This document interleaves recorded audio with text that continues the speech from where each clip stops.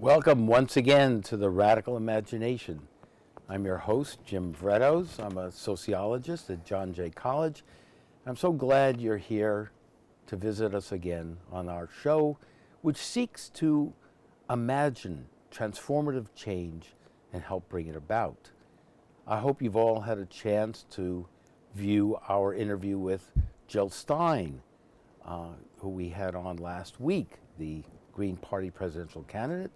Next week, we will have the economist Randall Wray from Bard College, who will be talking about the economic policies of the various candidates, of course, including Jill. But today, I'm so very happy and thrilled to have a dear, dear friend and comrade of mine, the Reverend Steve Phelps, and we will be discussing an issue that the left and radicals have at times trouble talking about, and that is the question of what it is to be a radical spiritual progressive. It's an issue, it's a topic, it's a perspective that I think desperately needs to be talked about more, analyzed, and debated. So I'm so very, very happy that Steve is here for us this evening, and thank you so very, very much, Steve, for coming by on this hot day in New York City and enlightening us. Well, we let others judge that. Well, we will be looking at what it is to be a spiritual progressive, because you come from that tradition, right? I do. You identify very strongly. So what differentiates a spiritual progressive from any sort of other progressive, or what is the dimension here that you're talking about when you identify yourself? Let's define some terms. Okay, let's start that way. And whenever I define terms, I don't say these are the only ways to use the words. That's silly. I say, here's what I mean when I use the words. Okay? It's a definition, not the definition. All right. Your definition. Yeah. All right. And one that I encourage others to try out. Okay. So first of all, progressive. Let's just look at that.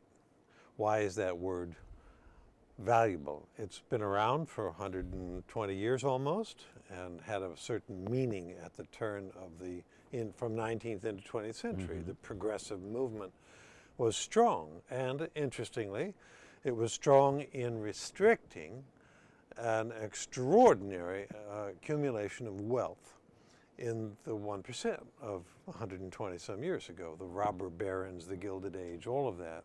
The progressive era was progress in including, in terms of America's wealth, a wider number of people. It involved action on the labor front, action on the women's suffrage front, action in taxation, the income tax policy, I believe 1912, 1916, I can't recall the year. Okay. All of those ideas that the wealthy have not earned their wealth. I know that sounds like heresy to some part of the non-listening public. I'm assuming that anybody who thinks it heresy probably doesn't tune in and give that idea. They didn't earn it, they robbed. Well, robber barons. So there was progressives have had a serious interest in spreading the wealth, and they have used the government as a proper instrument of the people, which is what the people are supposed to be doing with their government, to apply ethical and moral norms to wealth.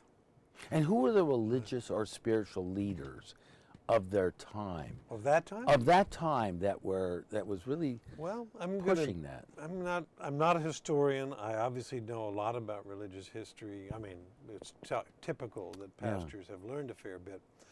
And I will not be able to gather up all the religious names, but let's just observe something. Religion was really opposed to an involvement in politics through much of the modern history. I'm talking about the period from the Reformation forward. And so there is a strong aversion to involvement in politics. Or at least an open admittance of it, because the church was, in fact, very much part of the political order. Oh, absolutely. Okay, absolutely. yeah, all right. But I'm talking about this direct involvement. The question, Okay. shall you be directly involved? Right, okay. Among other things, the religionists of 120 years ago were mostly terrified by evolution, the concept of evolution. They were also now finally becoming normative in the progressive era, 60 years after, 50, 60 years after Origin of Species from Darwin. So the religious mind was already in a real struggle. And here's a fascinating moment of the progressive era, and then we'll bring it forward. A certain church known as Riverside Church, with which I've had a certain association as its head for 3 years, some years back. Riverside Church formed in 1930. Its first pastor, Harry Emerson Fosdick, had been preaching in Manhattan at the First Presbyterian Church of Manhattan. He was not its pastor, he was their Sunday preacher. That's all they wanted him to do. And he had brought out a tremendous tension in the church, the Protestant church of that day, between science and religion. Many, many religionists back then would hear no evil, they would not deal with the scientific mind. Right. So I want to bring the progressive concept back to just these simple ideas that to progress, which simply means to step forward, to move forward, is an affirmation that the entire human individual, his and her intellectual and emotional capacities, can progress, and that together there can be progressions of justice in particular. That's the interest of the progressives. And to some extent, the religious world of the early 20th century was getting on board with this, and it was under the title that's become well known to many, the social gospel. This is also a progressive era movement, social gospel. That there might have been a certain arrogance to it, but the social gospel movement believed that the kingdom of God, highfalutin idea, could be constructed here on earth by progressive measures. And so these are some of the lineaments of progressivism of 100 years ago. Now, today, we have passed through a period when the progressive idea met up against, among other things, a serious backlash in the period after the New Deal had run its full course, what came to be its full course of democratic control of the Congress and so on through the 1970s. And we saw the backlash of the 80s and forward, and the growth again of wealth, and the claim made by a president, Reagan, saying, if Satan exists, I don't usually talk about Satan, but if Satan exists, Satan would put a word in the president's ear, say, tell them that all of their money is their money. And this will poison their spirits and we will win. Well, that's what he said. It's your money. Government is the problem. Yeah. And so the progress, the notion that the people can organize to progress in justice and to limit the immorality of unfettered, unregulated wealth fell apart. And the backlash was also within the religious community. Absolutely. Right? And so thank you for Yeah, that. yeah. So we see these amazingly consistent movements over generations, basically. Now we've passed well more than one, perhaps two full generations inside that dominant theory that wealth equals righteousness, or something like that, a really poisoned idea that has inhabited large amounts of humanity for millennia, that the wealthy are the good. Social Darwinism, and the the strongest and the all of fittest and all that. And there's versions of it, honestly, in the Hebrew Bible. You can see the Yeah, tension there. It's yeah. already being fought out long ago, 2,500 years ago. The texts are there. So today, the term spiritual progressive is applied. And I want to now move from the progressive to a definition of the spiritual. But before you do that, just a couple of things as you referred again to the Hebrew Bible. So help me out and help the audience understand a couple more terms. The prophetic, the Old Testament Jewish tradition, and then and we've had, as you know, our friend of this show, Rabbi Michael Lerner, Yes, well. Susanna Heschel come on the show, and of course then we've had Cornel West, who considers himself a revolutionary Christian out of this prophetic tradition. So where does that all fit in? And Reverend William Barber carries on that tradition, Martin Luther King. So fill in some of that too in this wonderful historical analysis you're giving us. Now we're going to turn the clock back more than 100 years. We're going to go back 2,500 years, actually a little more. The first of those prophets of Israel, as they're sometimes referred to, whose writings are known to us, is either Amos or Micah, and the date is roughly 740 BCE. So do the math. That's 27, almost 2,800 years ago. Both of those two are very clear about their concern, though they're speaking to different cultures, slightly different cultures, one called Israel, the northern kingdom, and one called Judah, the southern. But that's a detail we won't bother folks with right now. Both of them are saying the divine, God, they don't usually use the word God, but they use the name that the Jews will not pronounce, a beautiful testimony of honor to the name. That the name, the divine, cannot abide the mistreatment of the poor and the vulnerable. And that the divine has the power to destroy those who ignore his, back then they always thought of the divine as a masculine figure, his love and concern for the weakest. So this voice emerges out of a time when clearly Profoundly original voice, historically. I mean, this was not the sort of message going around the ancient world, no, right? absolutely All right, not. so it's Absolutely something not. new. And we can view that. I love the term offered by, I can't remember who coined it, but Karen Armstrong and others have used it, the axial age, the turning of an ethical and moral character that can be found in various voices all across the writing world. Forget the Western Hemisphere. There was no writing in North or South America. We don't know what they thought so far long ago.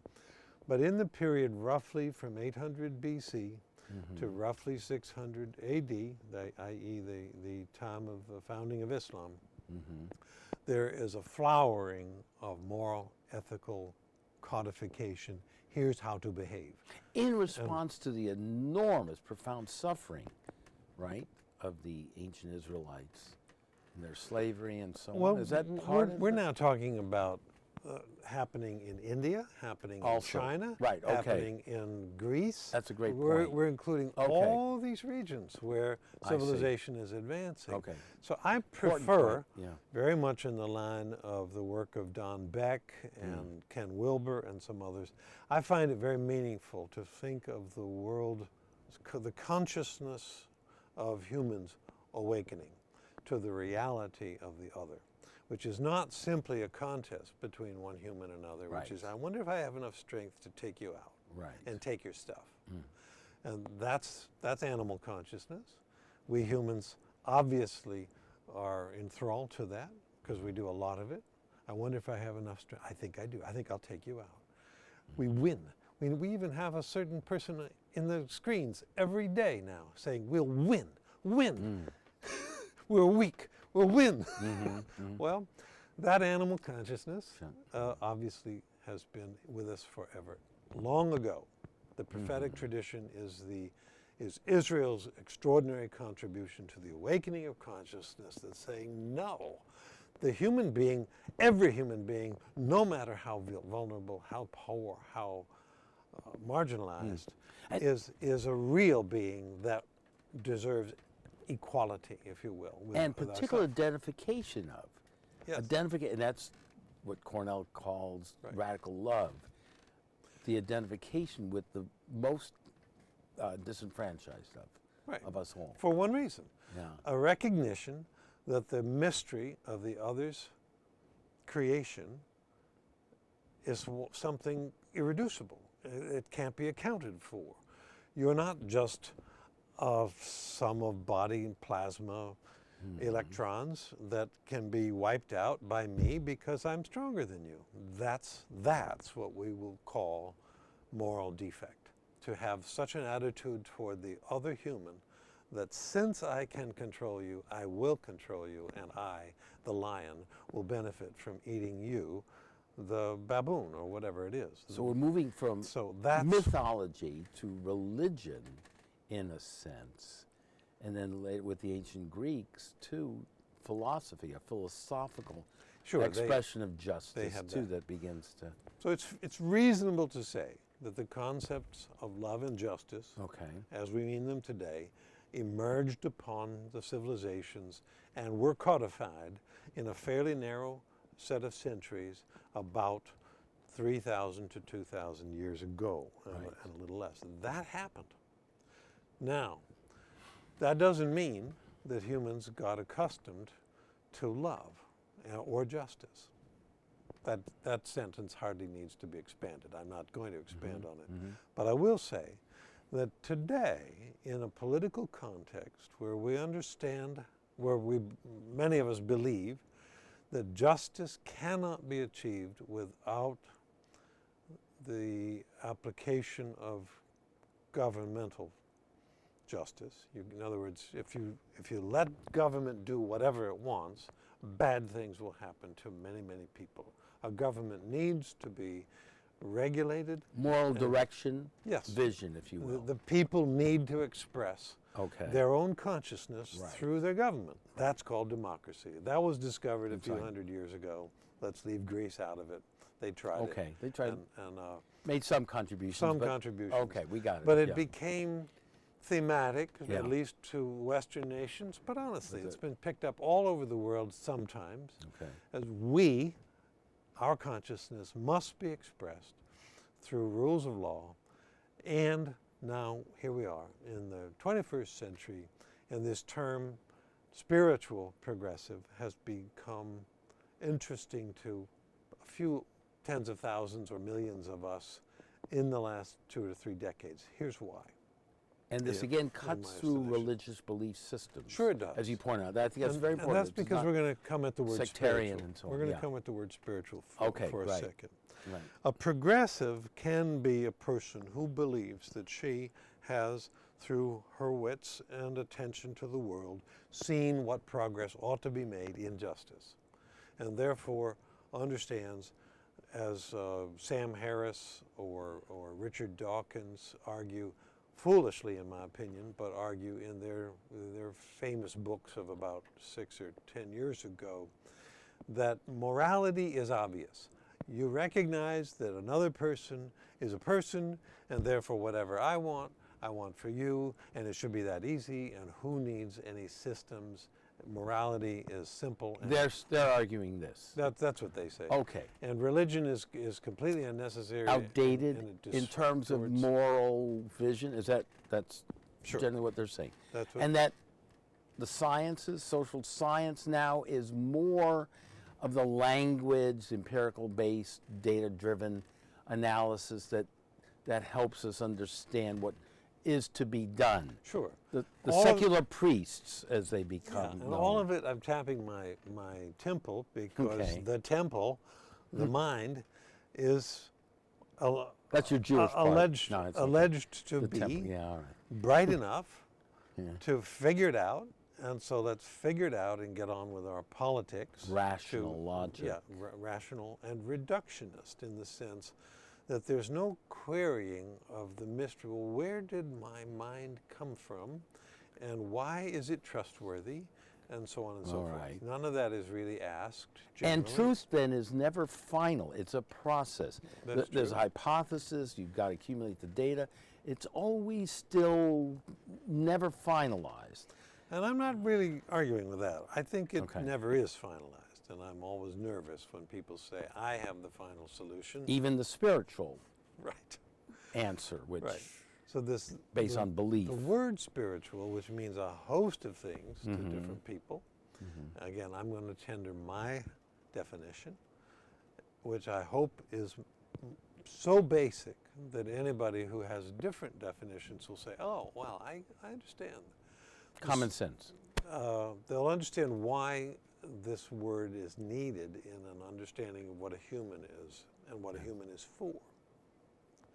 A spiritual being is a being that recognizes two or more aspects of herself or himself, that says, oh, I have a higher and a lower nature, and recognizes not that one is evil and the other is good.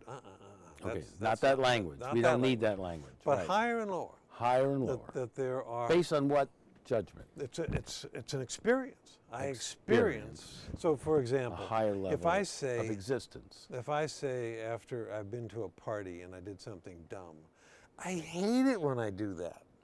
Look at that sentence. I hate it when oh, look at that. There's the hater and there's the doer.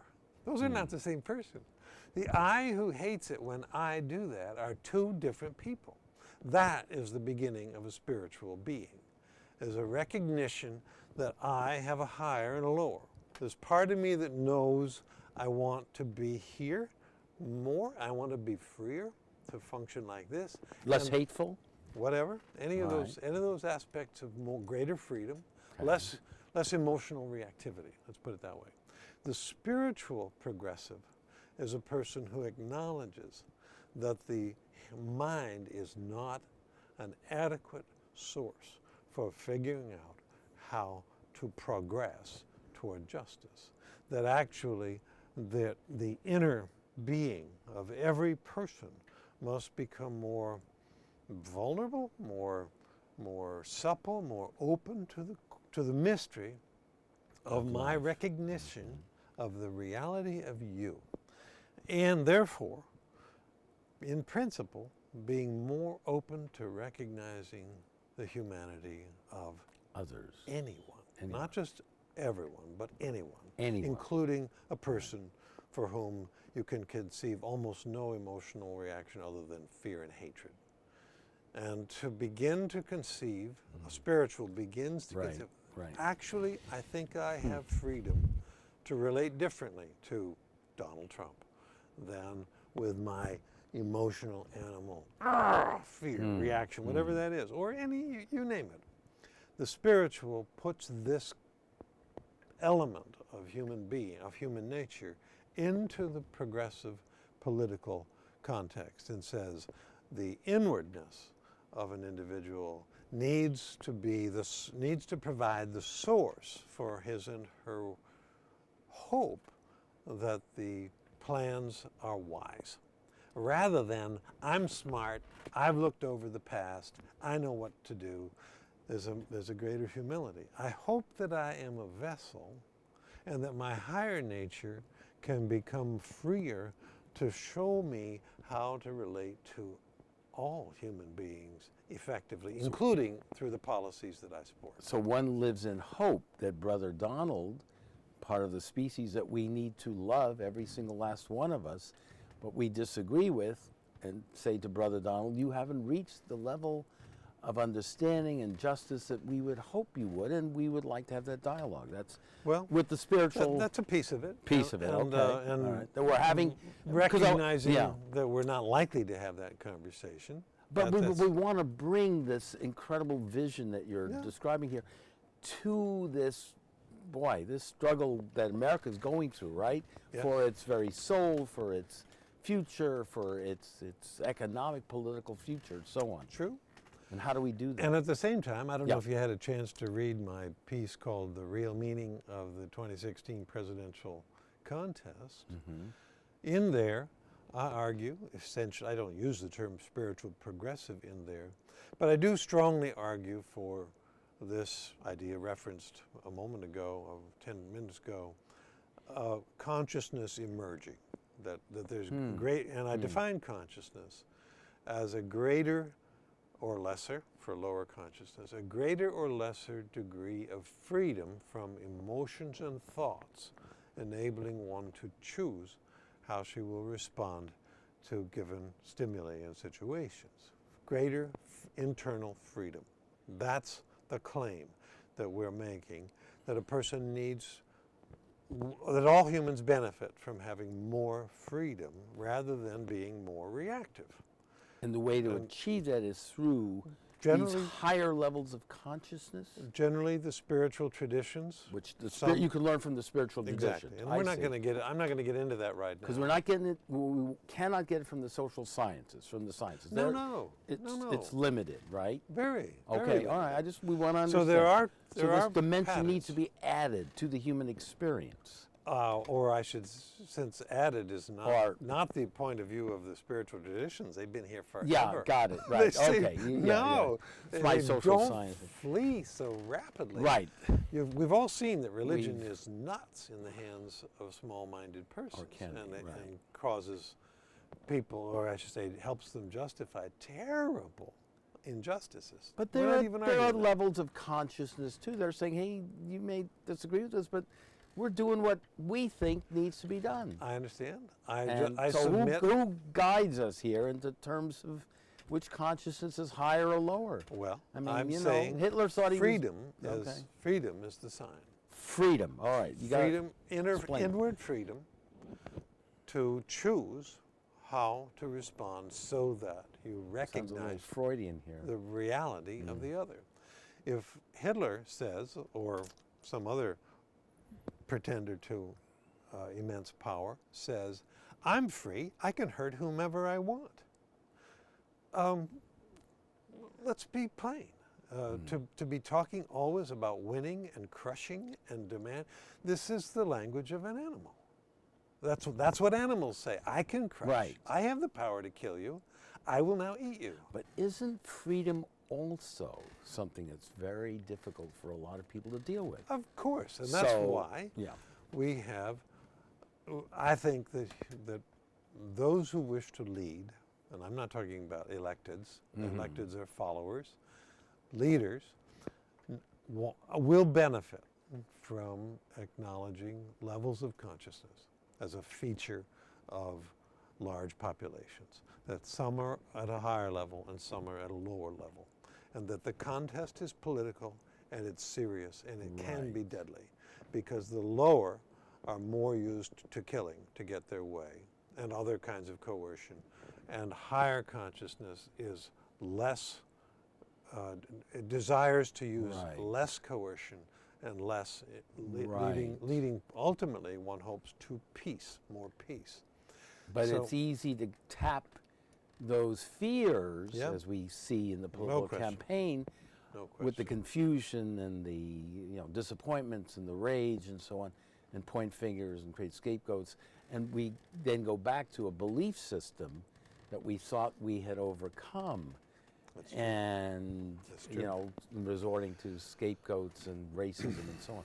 So the struggle goes on, and the spiritual progressives are the ones that are trying to, again, in this sort of endless struggle, raise our consciousness to something more glorified. in a way. In a simple way, you could say, Yeah. will there be spiritual progress for humans? Okay. And get away from, I'm a little nervous about the term spiritual progressive because it can have an odor around it of superiority. I've said for years, whoever thinks that he is at the top of the possible progressions for humans becomes a danger to everybody whom they think they're better than. So the worst thing in the world are binaries, where people say, I used to be, and then they have some definition of a bad way to be, and now I'm enlightened, I'm on top of the world.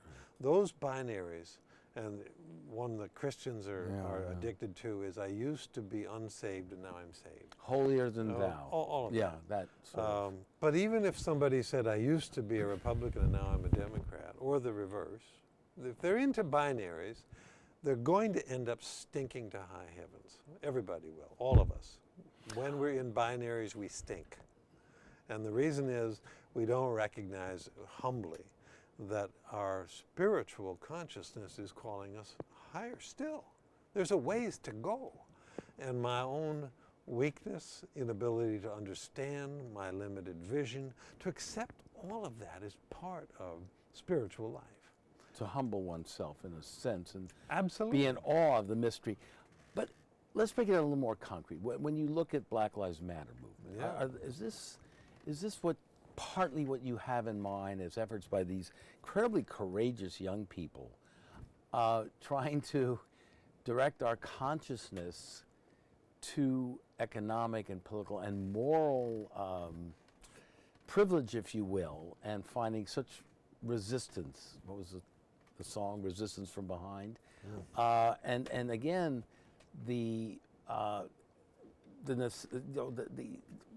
tendency by those who we are trying to question to resort to, as we saw with Donald Trump, we've got a war on the police. This is yesterday's one of the things. And that came out. Giuliani, who Giuliani blames Black Lives Matter on the Dallas killing. Yeah, so it's a war on police. Now, it's not a war on the blacks. In fact, the progressive agenda has made the problem even worse. You mean And the claim is made. yeah, the claim is made. So here we go again. This incredible moral gymnastic, and twisting and distorting, and the confusion that then the population is grappling with in this profound struggle of this campaign. So, and what solace do we get from, let's say, a Hillary Clinton, who has her own considerable issues, moral and otherwise? So what are we left with?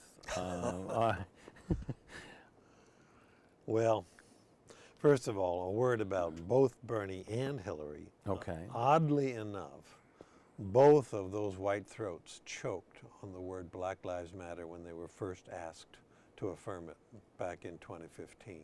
Yes. I was sad that happened for both of them. It came like they were like deer in the headlights, especially Hillary. She looked literally like a deer. And they couldn't say it. And I think, really? I expect the Republicans all to trash frankly, Bernie did get it quicker than Hillary. He did. But still, you're absolutely right. I'm just yeah, looking at an instant, which is, what is that inside the white mind that causes it to stumble on something that, from a spiritual, progressive point of view, is so obvious? Do Black Lives Matter? Yes. And does the meaning of that phrase sit nicely inside a sentence, which is, we wish for a world where Black Lives matter as much as everybody? Right, they're seeing it.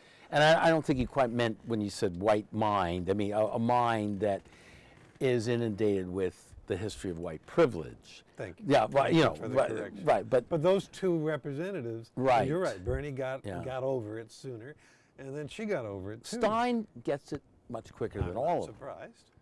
And that's why we're so glad she was on. But we'll get to her in a few minutes. But Sure. yeah. So anyway, that's. I just wanted to get that in there. Right. It's important. astounding to see, from what I take to be a higher level of consciousness. I am talking about my own and your own and that of several million others, but not tens of millions of others, to be amazed to watch the machinations of lower consciousness, which cannot say those words for reasons that we could explore, but I'm not going to right now. But literally just can't get there. It's hard to say you're sorry. Exactly. It's hard. Exactly. It's easier to carry on disrespect and shame and humiliation, because it makes you, in a distorted way, feel better. That's the issue. And also brings people that don't want to get into this, but the economics of racism Absolutely. are the profound driver, which is it does mean more wealth stays And that's with why people of my color. we stuck in the Marxian term here for the title of this show. What is to be done, spiritual progressive? Because it is very much part of a economic. And you were talking about the social gospels of the progressive movement relating to that as well. Sure. So that's, and of course, Martin Luther King, I think, combining his radical economic viewpoint, social democracy, with that moral prophetic tradition. That's one of our last great political leaders that we've had, spiritual leaders that we've had to be able to. Reverend Barber, of course, I think is the more contemporary example. We hope to have him. He's promised to be on this show as well, but a far and few between, right? That is true. And as I said, what I wanted to address to you before the show began, I wanted to get you to comment on some of the judgments that the left has made about, in particular, Israel and some of the policies there, and singling. And we've been critics, both of us, and in this show, Rabbi Lerner and so on. But often it's carried on in a way that, as Michael Lerner has written, anti-Semitism on the left, the socialism of fools. And at times, this bashing of Israel and calling it this apartheid system and policies perpetuating apartheid and genocide, to me, seems to go over the top. But this is the sort of words that a lot of political progressives have used, and even some of the more so-called spiritual ones, like the Berrigan brothers, who on a lot of different levels we, of course, admire enormously. So what do you make of this? Well, certainly the left has and will always have a proportion who make out their own country and its allies to be the most aggressive force of evil on the face of the earth. That's just going to happen. That's going to continue. That's what a left... Say that again. That was really important, I think, well, among the many important things you said. That within what animates a left, especially in the industrialized countries, there will always be a proportion who view their own nation and its strong allies as the progenitors of the greatest evil on earth. This is the worst thing that has ever happened. I sorrow over that when I encounter it, because it is an argument that doesn't stand up at all to the complexity of how things came to be.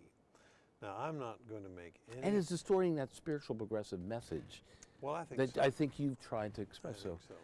Yeah.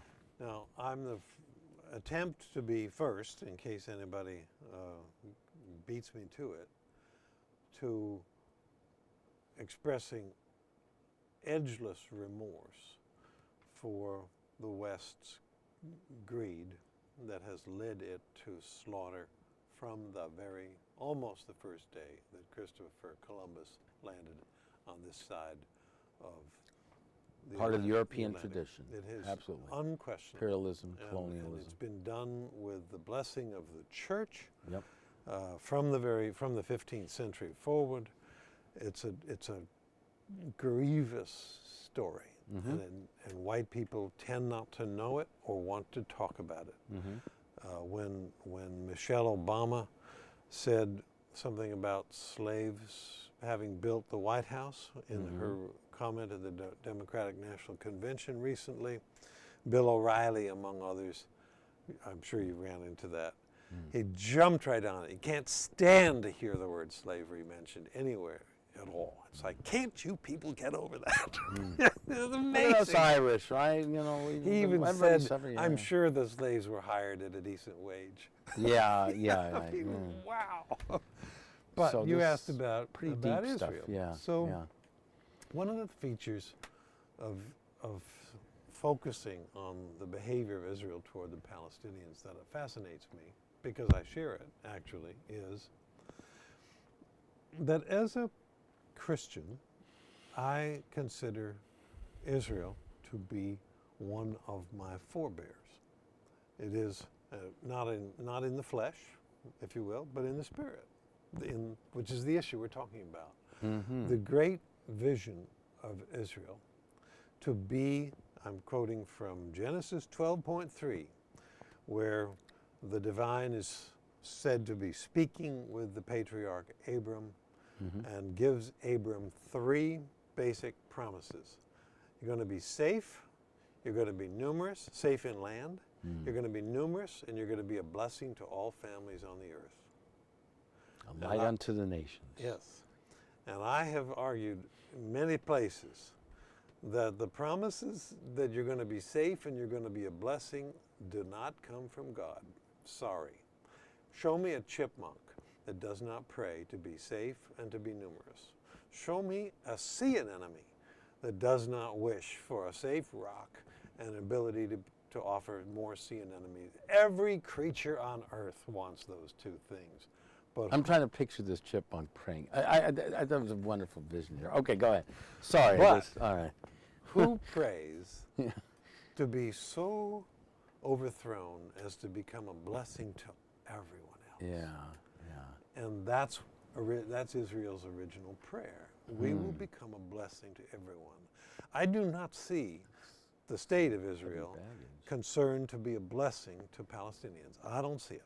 And in that sense, it breaks my heart that one of my spiritual forebears has abandoned a concern for its own rootedness.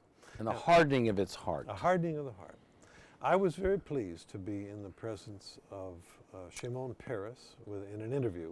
10 of us had a chance to spend an hour and a half with Peres about 4 years ago. And Shimon Peres said to us, we were all religious leaders with him,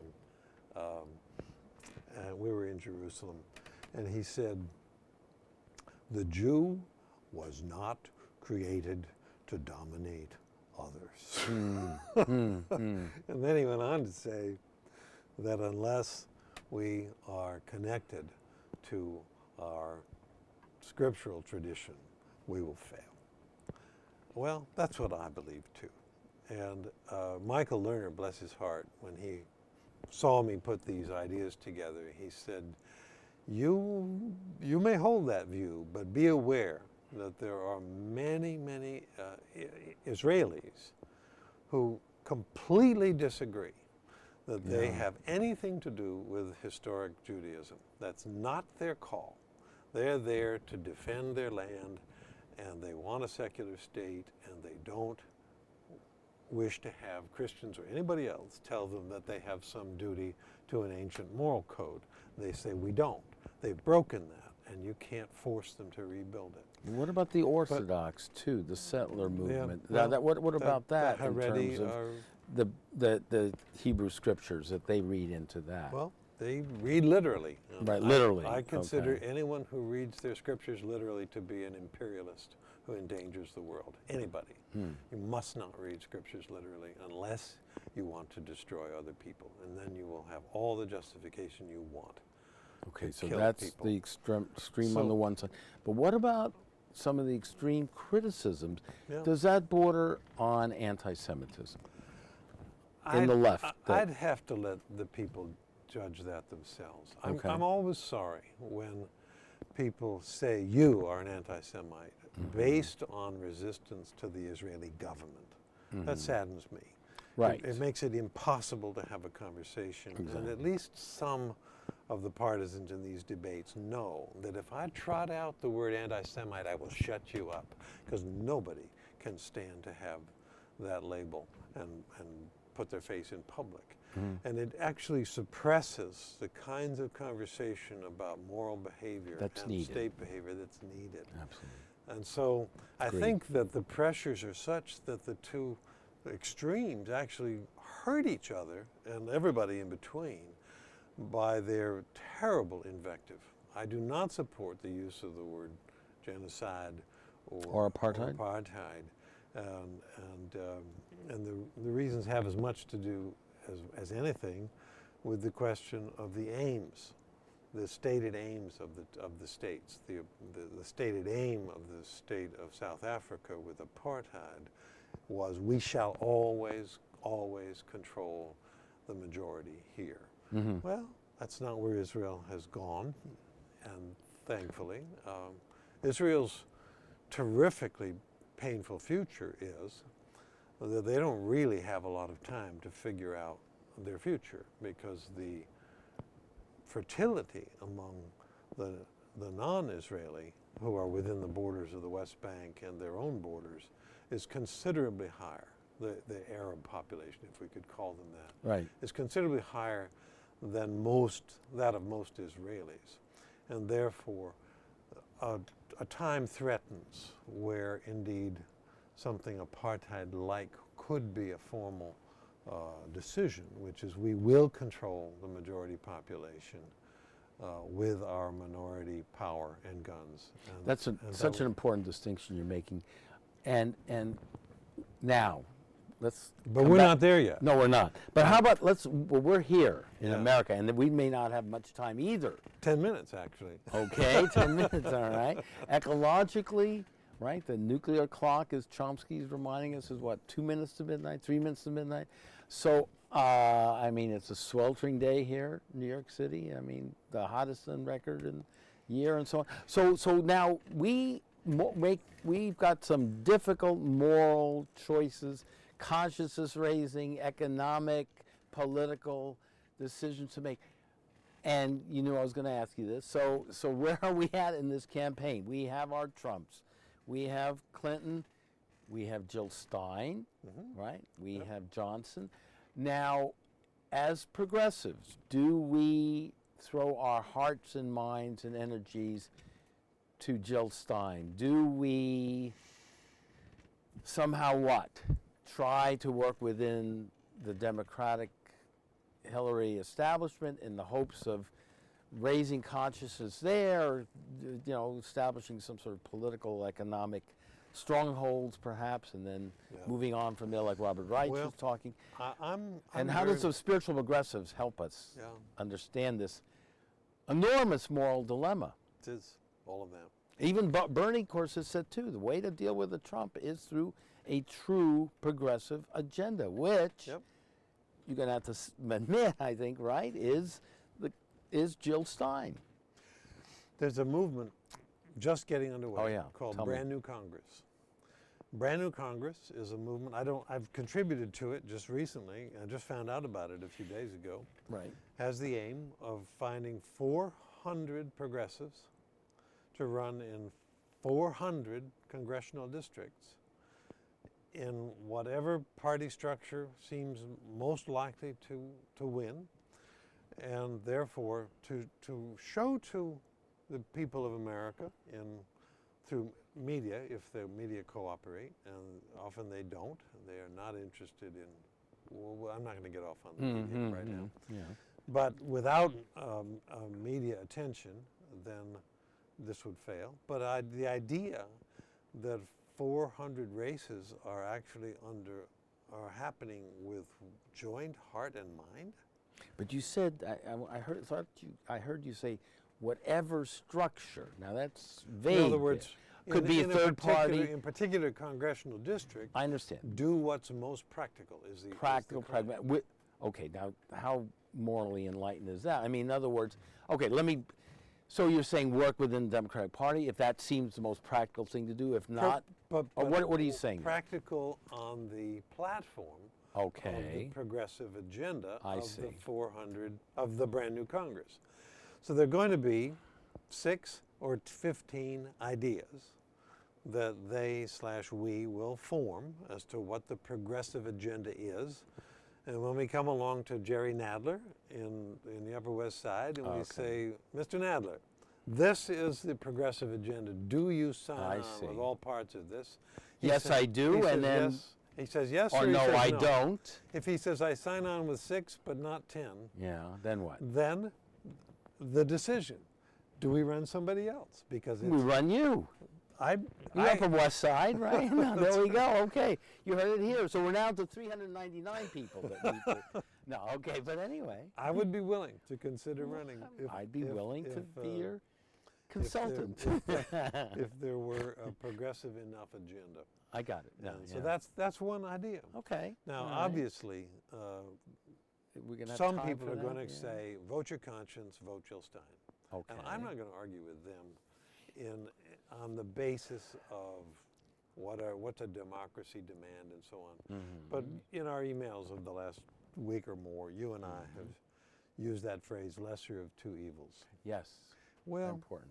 I sign up with that concept, that sometimes the evil that threatens is of such an astounding clarity that there is... So you're voting for Hillary. Let's cut to the thing. All right. I absolutely am. Absolutely are. And so there's hope for redemption. No. I don't want to use those not necessarily. consciousness raising. I'm Just There's the so many, alternative. so many ways that I'm concerned about Hillary Clinton's. But what about Jill's argument, which she so eloquently expressed last week in time, she's having the, when is the town hall thing is tonight, right? Wednesday. I guess. Well, we're taping this on Wednesday. Anyway, on CNN. But no, she said, well, the threat, the actual manifestation of what you fear would happen with Trump has already, to a considerable extent, happened with the neoliberals.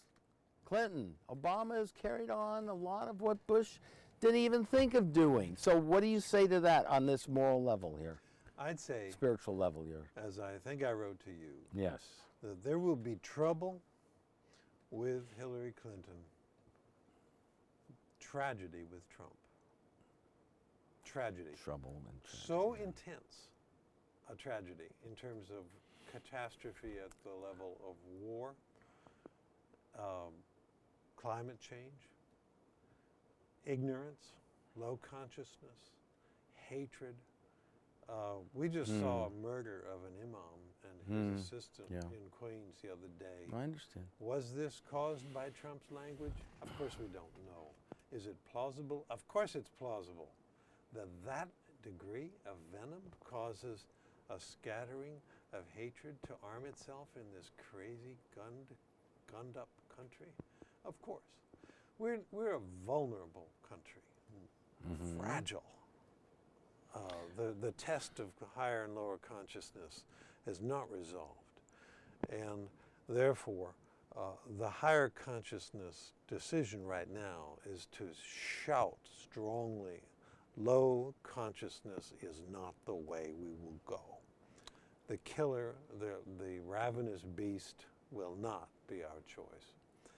And then we can start working on the progressive agenda, the spiritual progressive agenda, if we have sufficient calm as we're not careening into And tragedy. you know as well as I do, we're children of the 60s here, so this has been, we've said the same sort of stuff That's true. for whatever it is now, 50 years.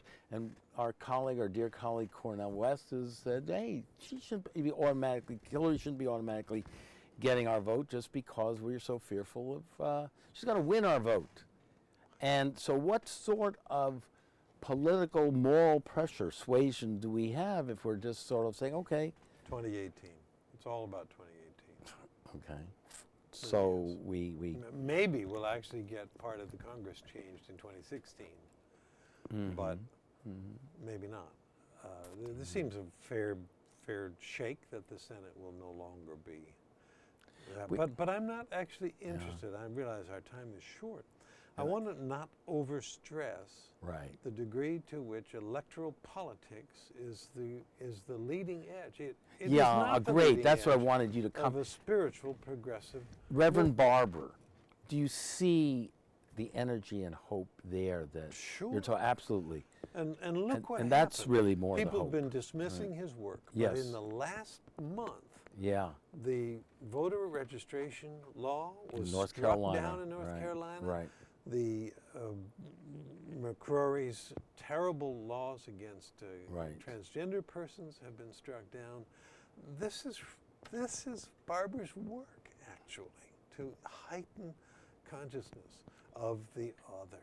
And going back to the prophetic tradition again, as we begin to identify with the poor, as he's trying to lead this poor people's movement that will, through the Poverty Initiative at Union. Yeah. And so this is This is the history, and I'm so thankful and grateful, and I know our audience is thrilled to have had your analysis, your explanation. You've really cleared the things up so much. You give us a historical Great background. to be in conversation. Yeah, and given us some direct hope here in terms of some of the concrete things we need to do as spiritual and political progressives. So thank you so much, Steve. And whenever you're running, there's that you left that open. You heard it here first. That's true. Steve Phelps might, in fact, be one of those progressive candidates, and we can certainly throw our energy toward your campaign, and we do the right thing at that point to support you on this. So thank you, Steve, so very, very much for being on the show.